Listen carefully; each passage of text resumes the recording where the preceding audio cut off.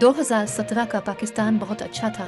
नवाज शरीफ पाकिस्तान मुस्लिम league नून के कायद और साबिक वजीर आज़म नवाज शरीफ का कहना है कि 2017 का पाकिस्तान बहुत अच्छा पाकिस्तान था।